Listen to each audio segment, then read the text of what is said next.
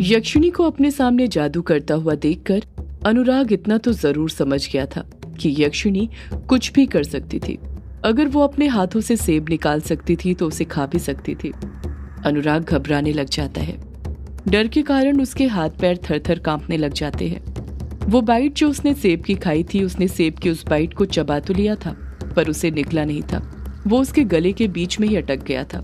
वो इतना डर गया था कि उस सेब को निगल ही नहीं पा रहा था।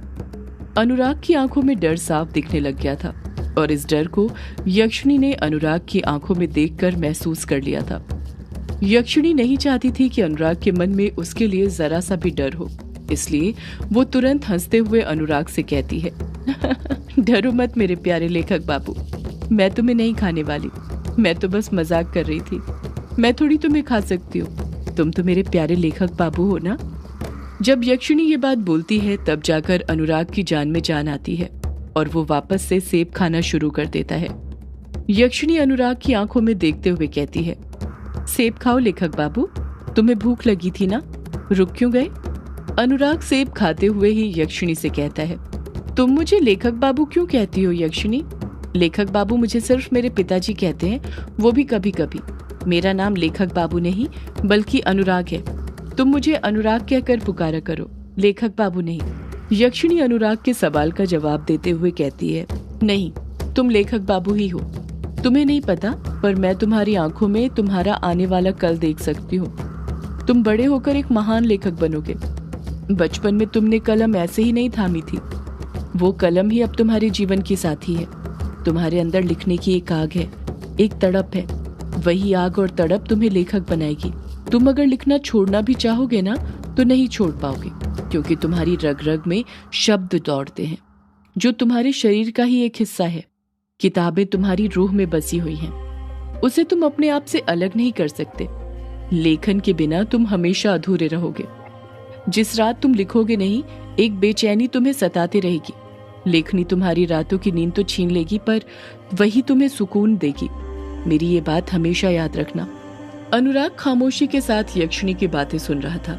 उसे यक्षिणी की कुछ बातें तो समझ आ रही थी, पर बाकी बातें सिर के ऊपर से निकल रही थी। यक्षिणी अपनी बात आगे जारी रखते हुए कहती है, तुम बड़े होकर कई सारी कहानियां लिखोगे और उन कहानियों में ही एक कहानी मेरी होगी। तुम्हारी कलम मेरी आवाज बनेगी। तुम्हें मेरी दर्द भरी दास्तां लिखनी है, वो दास्तां जो किसी को नहीं पता, वो बस तुम्हें पता होगी। अनुराग यक्षिणी को बीच में टोकते हुए कहता है, तुम्हारी दास्तां? तुम्हारी कौन सी दास्तान है यक्षिणी? यक्षिणी खोए हुए अंदाज में दर्द जाहिर करते हुए कहती है एक दर्द भरी दास्तां। लेखक बाबू, उस दास्तां में मुझे मर्दों के साथ वो करना पड़ता है जो मैं नहीं करना चाहती, पर वो करना मेरी मजबूरी है। अगर वो मैंने नहीं किया तो फिर तुम मुझे पहचान ही नहीं पाओगे। अनुराग यक्षिणी को एकटक नजर से देखते हुए कहता है, वो करना पड़ता है? क्या वो करना पड़ता है यक्षिणी? यक्षिणी अनुराग को देखते हुए मन ही मन मुस्कुराते हुए कहती है, ये सब जानने के लिए तुम अभी बहुत छोटे हो लेखक बाबू। एक बार तुम बड़े हो जाओ, फिर यदि एक बार मैंने वो तुम्हारे साथ कर लिया तो वो करने के बाद मुझे किसी मर्द के साथ वो करना नहीं पड़ेगा। मेरी ये दर्द भरी दास्तां उसी वक्त खत्म हो जाएगी, मुझे मुक्ति मिल जाएगी।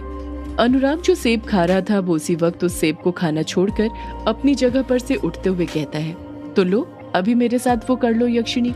अनुराग की ये बात यक्षिणी के दिल को छू जाती है। अनुराग ने बचपन में ही यक्षिणी के दिल को जीतना शुरू कर दिया था, वो दिल जिसे आज तक पृथ्वीलोक पर रहने वाला कोई निवासी नहीं जीत पाया था। यक्षिणी बात को फिर से टालते हुए कहती है, मैंने कहा ना लेखक बाबू, वो सब करने के लिए तुम अभी बहुत छोटे हो। जब तुम बड़े हो जाओगे तब मैं तुम्हें अपनी पूरी कहानी सुनाऊंगी। उस कहानी का हर एक किस्सा सुनाऊंगी कि मैं क्या करती हूँ, क्यों करती हूँ, सब कुछ। यक्षिणी अनुराग का झूठा सेब उठाती है, उसे एक बार खाती है और फिर अनुराग को देते हुए कहती है, लो सेब खाओ लेखक बाबू, अभी तो तुम्हें और बड़ा होना है। एक बार बस तुम बड़े हो जाओ, फिर तो मेरा वो रूप देखना जो बाकी मर्द देखते हैं। मैं तुम्हारे साथ भी वही करूंगी जो मैं बाकी मर्दों के साथ करती हूँ। अनुराग फिर वही सवाल दोहराता है, तुम क्या करती हो मर्दों के साथ यक्षिणी? यक्षिणी फिर बात को टालते हुए कहती है, मैंने कहा ना लेखक बाबू, तुम अभी छोटे हो। मैं मर्दों के साथ क्या करती हूँ ये तुम्हें नहीं बता सकती हूँ। अनुराग भी जिद पर बने रहते हुए कहता है, मैं अब बड़ा हो चुका हूँ यक्षिणी। पिताजी कहते हैं मैं बड़ा हो गया हूँ। अब मुझे मस्ती नहीं करनी चाहिए, और मैंने तो मस्ती करना भी छोड़ दिया है। मैं बड़ा जो हो गया हूँ। अब तुम मुझे बताओ, तुम मर्दों के साथ क्या करती हो? यक्षिणी अपनी बात पर कायम रहते हुए कहती है, नहीं लेखक बाबू, मैं तुम्हें नहीं बता सकती, तुम छोटे हो। अनुराग भी अपनी बात पर अड़ते हुए कहता है, मैंने कहा ना, अब मैं बड़ा हो गया हूँ। तुम्हें मुझे बताना ही होगा कि तुम मर्दों के साथ ऐसा क्या करती हो जो तुम्हें करना पसंद नहीं है। मुझे तुम्हारी कहानी अभी सुननी है। यक्षिणी झट से कहती है, नहीं लेखक बाबू, तुम छोटे हो। अनुराग भी उतनी ही फुर्ती के साथ तुरंत पलट कर कहता है, नहीं, मैं छोटा नहीं हूँ। मुझे अभी तुम्हारी दास्तान जाननी है, वरना मैं तुमसे कभी बात नहीं करूंगा। अनुराग अपनी जिद पर अड़ गया था, और यक्षिणी भी जानती थी कि अनुराग बहुत जिद्दी था। चाहे कुछ भी हो जाए, कुछ न कुछ करके अपनी बात मनवा कर ही रहता था। यक्षिणी भी अनुराग को नाराज नहीं करना चाहती थी। वो नहीं चाहती थी कि अनुराग उससे रूठे, इसलिए वो अपनी दास्तां उसे सुनाते हुए कहती है, ठीक है, मैं बताती हूँ तुम्हें मैं मर्दों के साथ क्या करती हूँ, पर पहले सेब खाओ। यक्षिणी के मुंह से ये बात सुनते ही अनुराग खुश हो जाता है और फिर से सेब खाने लग जाता है। यक्षिणी अनुराग के पास बैठ जाती है और उसकी आंखों में देखते हुए कहती है, तुम्हें पता है ना लेखक बाबू मैं कौन हूँ? अनुराग जवाब देता है, हाँ मुझे पता है, तुम यक्षिणी हो। यक्षिणी अपनी बात आगे जारी रखते हुए कहती है, हाँ मैं यक्षिणी तो हूँ, पर मैं कोई आम यक्षिणी नहीं। मैं कामेश्वरी यक्षिणी हूँ, जो महादेव की बहुत बड़ी भक्त थी। उनकी ही भक्ति में लीन रहा करती थी, उनकी सेवा में लगी रहती थी। ये उसी का फल था कि सारी चुनौतियां पार कर मैं यक्षिण लोक की महारानी बनने वाली थी। अनुराग हैरानी के साथ कहता है, क्या कहा? यक्षिण लोक? ये कहाँ पर है? बंगला मुड़ा के पास है क्या?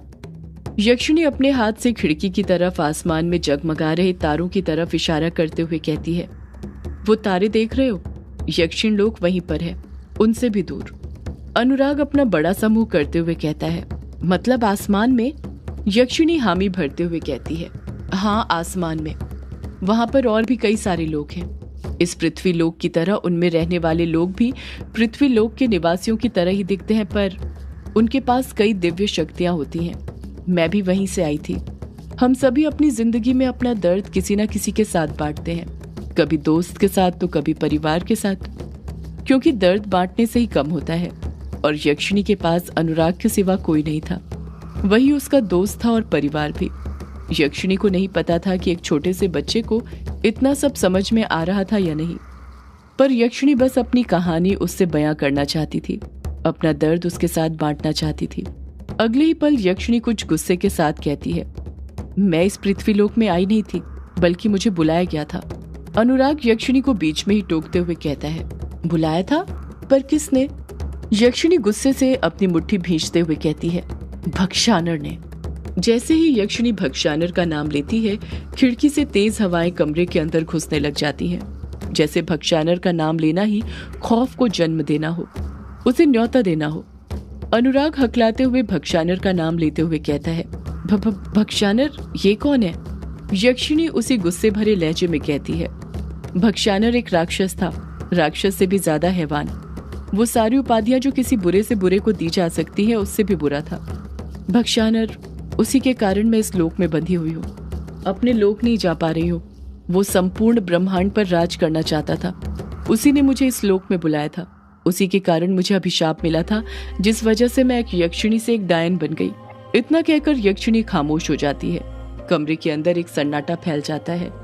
भक्षानर ने यक्षिणी के साथ क्या क्या किया था, उन बातों को याद करके यक्षिणी गुस्से में आ गई थी, और वो गुस्सा उसकी लाल आंखों में साफ देखा जा सकता था। जब अनुराग यक्षिणी के मुंह से सुनता है कि वो एक डायन है, तो उसके हाथ पैर ठंडे पड़ने लग जाते हैं। उसकी सांसें एक पल के लिए थम सी जाती हैं। अनुराग हकलाते हुए कहता है, क्या कहा? डायन? मतलब तुम डायन हो? यक्षिणी कहती है, हाँ डायन। उस अभिशाप के कारण ही मुझे हर पूर्णिमा और अमावस्या की रात जो भी मर्द किश्नोई नदी के पास आता था, उसे अपना शिकार बनाना पड़ता है। अनुराग हैरानी के साथ पूछता है, शिकार बनाना पड़ता है मतलब? यक्षिणी गुस्से के साथ कहती है, मतलब उसे मारना पड़ता है। अनुराग और डर जाता है। इस बार जब अनुराग डरता है तो यक्षिणी को उसका ये डर देखकर अच्छा लगने लग जाता है। ऐसा लग रहा था जैसे वो डायन जो उसके अंदर सोई हुई थी, भक्षानर के बारे में याद करके वो वापस से जागने लग गई हो, वो फिर से बुरी बनने लग गई हो। यक्षिणी अनुराग की आंखों में देखते हुए ही कहती है, तुम जानते हो मैं मर्दों को अपना शिकार कैसे बनाती हूँ? अनुराग यक्षिणी को एकटक नजरों से देखते हुए पूछता है। कैसे बनाती हो? यक्षिणी कहती है, जब भी कोई मर्द मेरे पास आता है तो सबसे पहले मैं उन्हें खाने के लिए सेब देती हूँ। जैसे ही यक्षिणी ये बात बोलती है, अनुराग जो सेब चबा रहा था उसकी तरफ देखने लग जाता है। एक पल के लिए वो चबाना बंद कर देता है। यक्षिणी अपनी बात को आगे जारी रखते हुए कहती है, वो सेब कोई ऐसा वैसा सेब नहीं होता था, जादुई सेब होता था जिस पर मैं अपने मंत्र पढ़ती थी। जब भी कोई मर्द उस सेब को खाता था तो वो मेरे वश में हो जाता था और फिर उसके बाद मैं उस मर्द के साथ संभोग करती थी। अनुराग यक्षिणी को बीच में टोकते हुए कहता है, क्या कहा तुमने? संभोग? ये क्या होता है? ये भी कोई खाने की चीज है क्या जो तुम सेब के साथ देती हो? यक्षिणी अनुराग की नादानी देखकर हंसने लग जाती है और हंसते हुए कहती है, ये संभोग कोई खाने की चीज नहीं है बल्कि करने की चीज है। अनुराग फिर कुछ पूछने ही वाला था कि उसी वक्त यक्षिणी आगे बोल पड़ती है, संभोग करने के बाद मैं मर्दों का खून पीकर अपने लंबे लंबे पैने नाखूनों से उनका दिल उनके सीने से बाहर निकालकर उन्हें मार देती हूँ। अनुराग डरते हुए अपने हाथ में पकड़े सेब को देखते हुए कहता है, मतलब अब तुम मुझे भी मार दोगी? तुमने मुझे खाने के लिए सेब दिया और वो मैंने खा लिया। अब मैं तुम्हारे वश में हूँ। अब तुम मेरे साथ भी संभोग करोगी और मुझे मार भी दोगी? यक्षिणी हंसते हुए कहती है, तुम अभी बच्चे हो लेखक बाबू, मैं तुम्हें भला कैसे मार सकती हूँ? अनुराग एकदम चुप डरा हुआ खड़ा था। यक्षिणी आगे कहती है, डरो मत, मैं अभी तुम्हें नहीं मारूंगी, पर जब बड़े होगे तब जरूर अपना शिकार बनाऊंगी। अनुराग बचकानेपन से बोल पड़ता है, क्या तुम तब भी मुझे सेब दोगी खाने के लिए? यक्षिणी कहती है, नहीं लेखक बाबू, तब तो मुझे तुम्हें सेब देने की जरूरत ही नहीं पड़ेगी। जानते हो क्यों? अनुराग हैरानी के साथ कहता है, क्यों? यक्षिणी जवाब देती है, क्योंकि मैं सदियों से मर्दों के शिकार करते हुए आ रही हूँ और जैसे जैसे सदियां बीती हैं मर्द भी बदले हैं, उनके रहने के तौर तरीके भी और मेरे शिकार करने के तरीके भी। पहले मैं उन्हें खाने के लिए सेब, पान, मछलियां दे देती थी, पर अब मैं उन्हें खाने के लिए कुछ और ही देती हूँ। यक्षिणी खोए हुए अंदाज में कहती है, पहले मुझे लगता था मर्दों की भूख सिर्फ एक प्रकार की होती है, पर फिर मुझे पता चला मर्दों की भूख दो प्रकार की होती है, पहली अन्न की, दूसरी स्त्रियों के अंग की। अब मर्दों को अपने वश में करने के लिए मुझे उन्हें कुछ खाने के लिए देने की जरूरत नहीं पड़ती, बस अपना हल्का सा अंग प्रदर्शन करने की जरूरत पड़ती है और वो खुद ब खुद मेरे वश में आ जाते हैं। और मुझे पूरा यकीन है तुम भी बड़े होकर उन्हीं मर्दों की तरह बनोगे और फिर मैं तुम्हें अपना शिकार बनाऊंगी, तुम्हें भी मार दूंगी। अनुराग डरते हुए पूछता है, मुझे मार दोगी? पर क्यों? यक्षिणी बड़े प्यार से जवाब देती है, क्योंकि मेरे लेखक बाबू, तुम्हें मारने के बाद ही मुझे मेरे अभिशाप से मुक्ति मिलेगी। यक्षिणी की ये बात सुनकर अनुराग को डर नहीं लगता, बल्कि एक तसल्ली सी होती है, जैसे उसे खुशी हो रही हो कि यक्षिणी को उसके अभिशाप से मुक्ति मिल सकती है। और वो कुछ खुश होते हुए कहता है, मतलब मुझे मारने के बाद तुम अपने लोग जा पाओगी, अपने घर जा पाओगी? यक्षिणी हामी भरते हुए कहती है, हाँ, मैं अपने लोग जा पाऊंगी लेखक बाबू, तुम बहुत खास हो, बहुत खास। अनुराग अपने हाथ से अपनी तरफ इशारा करते हुए कहता है, मैं खास हूँ? पर क्यों? सदियों से है पुरानी ये है यक्षिणी की कहानी। यक्षिणी एक आग है, यक्षिणी तेरा ख्वाब है,